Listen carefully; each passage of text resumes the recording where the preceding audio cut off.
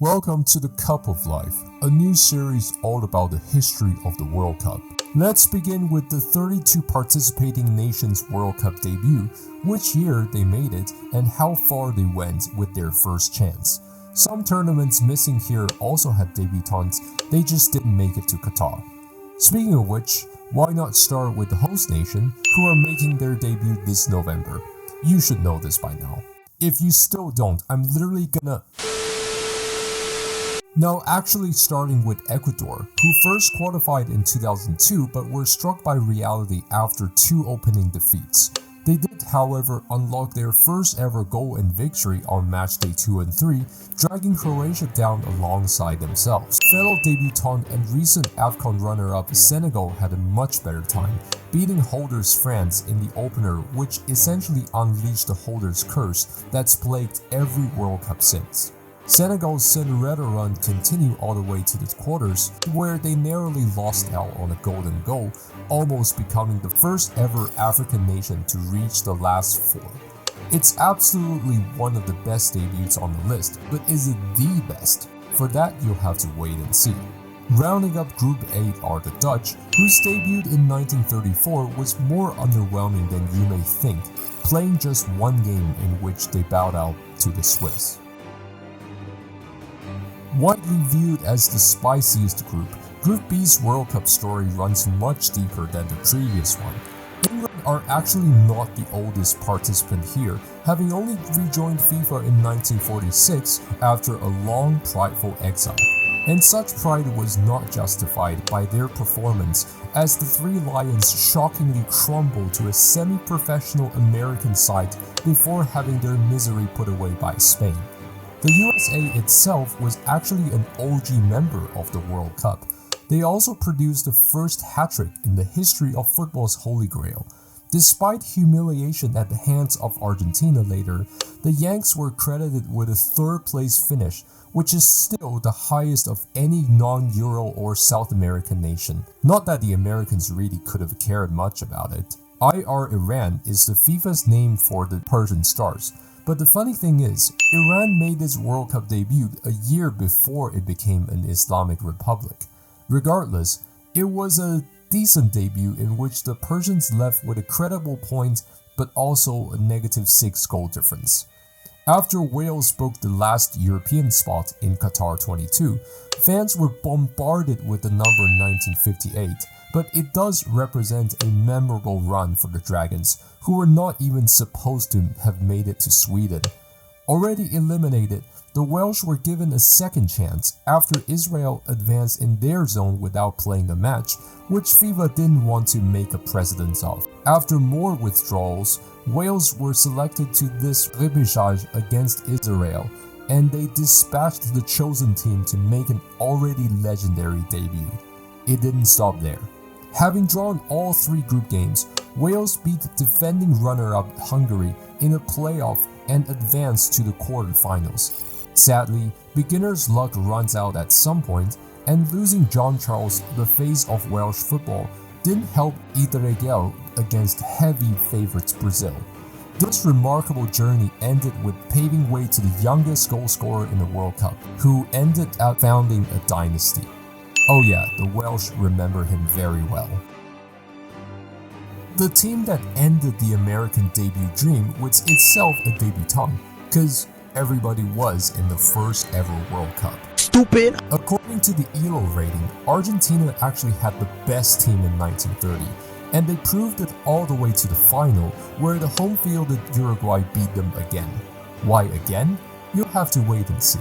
By the way, Argentina was consistently number one in the 1940s, and that they couldn't showcase it in the World Cup was the greatest catastrophe of that decade. In the same group, Mexico had the opposite experience, losing every game by 3 goals. One saving grace is that the first ever World Cup penalty was scored by a Mexican in the 6-3 loss to Argentina. Saudi Arabia's football prowess rose with oil-bursting speed in the 1980s, translated into a fine debut in 1994. They defeated Morocco and, impressively, Belgium to earn a knockout berth, falling only to eventual podium finisher Sweden. 1938 Poland like the Netherlands 4 years before them, fell victim to the pure knockout format, playing just one match, which was the all-time classic 6-5 extra time loss against Brazil. And like the Dutch a year after them, everything in Poland, including football, was soon put to a brutal stop. The third OG member so far, France were in the same group as Mexico and Argentina. Le Bleu got off to a promising start with a handsome win against the former, but the messy schedule meant they only got a 2-day rest before their second game, which was the latter's first game. France lost 2 straight and got grouped. Having lost to North Korea and Israel at consecutive playoffs, Australia finally overcame the last hurdle for the 1974 Weltmeisterschaft. Unfortunately, the big stage and a tough group proved too much for the amateur Socceroos to handle, and they bowed out with no goals scored and a single point. Like their Scandi brothers, Denmark kept pushing back professionalization of football, but once they did, the result was marvelous. Just 6 years later, Denmark made the semi-finals of Euro 84, and 2 years after that, the Danish Dynamites stormed through the World Cup debut like a veteran, dispatching Uruguay and West Germany as if they were the recent amateurs. The fairy tale could have stayed longer if Denmark didn't run into the exact same team that knocked them off 2 years ago, this time in a much more cruel fashion. 1978 marked the high point of Tunisia's golden age, but following group elimination at the hands of Poland and West Germany, it also marked its end. We're at the halfway point, so I just want to take a moment to thank today's sponsor, Water. Water keeps you healthy, keeps you productive. Alright, get ready, cause I'm gonna spend a while on Group E. Least story debut of the bunch goes to Japan, who, having been denied US 94 on a last-second equalizer, redeemed themselves with securing a home World Cup in 96, and a year later sealing their tickets to France on a golden goal. Not sure if the Paris syndrome had anything to do, but the Japanese did not show themselves a worthy future host, losing all 3 games and scoring once in the honor match. Costa Rica's dream for Italian 90 also seemed in the mud when they were drawn against Mexico, but at least timely ban on FIFA competitions meant Los Ticos walked straight into the qualifying tournament, a chance they grabbed with both hands. Even more surprising was their performance in Italy. A bunch of amateurs and semi-pros kicking the likes of Scotland and Sweden from the server, and even had a brief taste of knockout football. 2014 Costa Rica was a stunning dark horse, sure, but they'd already done it once. On to their former overlord, Spain. I was expecting more debutants from, the second ever World Cup, but so far we've only had 2. It's like trying to find out who the second Pope was or what he did. Anyway, Spain overcame Brazil in the first round before running into the host Italy. In perhaps the first openly controversial World Cup match, the Spaniards were bombarded with savage and unpunished tackles, one even resulting in the ends for their keeper and captain Zamora. The tie went into the replay, but the officiating didn't. One could argue it actually got worse, as Spanish winger Christian Bosch were hacked down inside the box 5 minutes in, but not only was nothing given, Bosch got hurt so bad that Spain had to endure the remaining 85 minutes with 10 men. They were put out of their misery by Giuseppe Meazza. Only temporarily though, as unlike most other nations, Spain couldn't even return in 1938. Fellow debutant Germany represented their new regime much better, going all the way to the last 4 before falling to future enemy Czechoslovakia. Ist das alles, was Sie über uns sagen? Fine. Technically, Germany had 3 World Cup debuts. Following defeat in World War II, all state-level organizations in Germany were disbanded by the Allies, including the already non-existent DFB, just to make sure.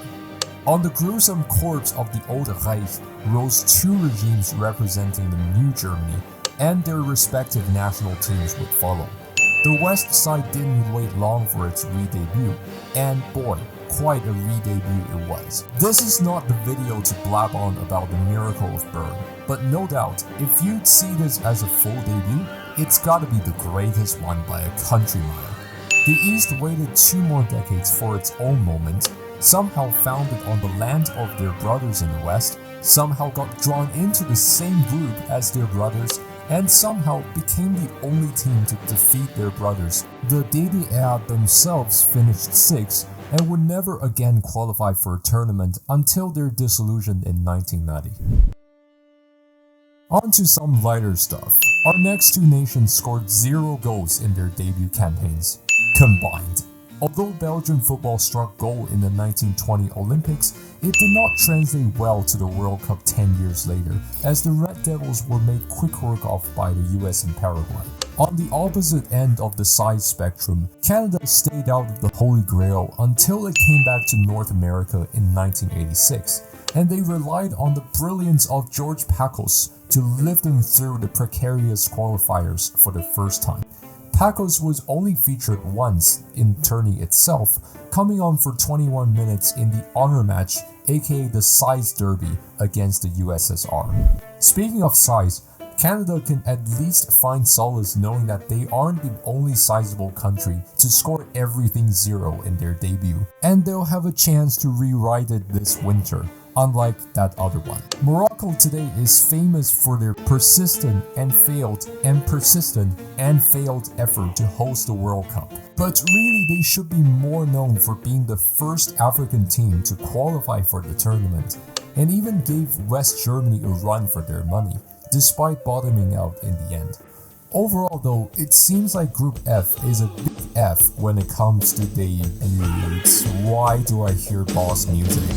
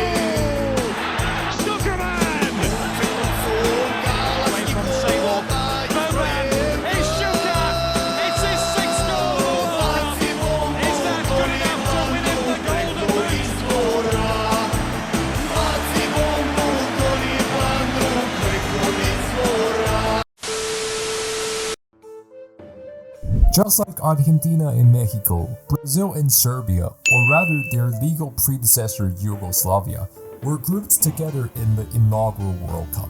Both sides smashed Bolivia 4-0, so the winner of their direct duel, in this case Yugoslavia, progressed to the semi-final only to be mercilessly slaughtered by the hosts.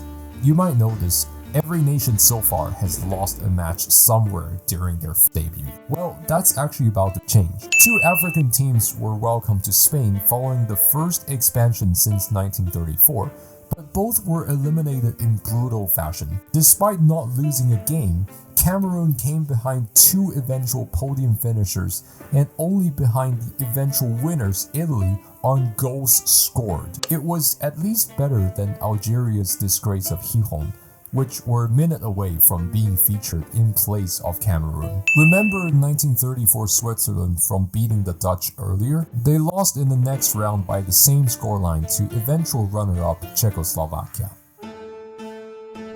Last but not least, in fact, Group H might just be the most polarizing bunch. For a long time, 1966 was the lone tournament that featured the Portuguese, but they were destined to make the most out of it with classic wins against holders Brazil and that famous comeback against fellow debutant North Korea. That was until they ran into the host England, who were destined for their own greatness. Ultimately, a bronze put the Seleção on par with Croatia as the highest debut finish out of the 32.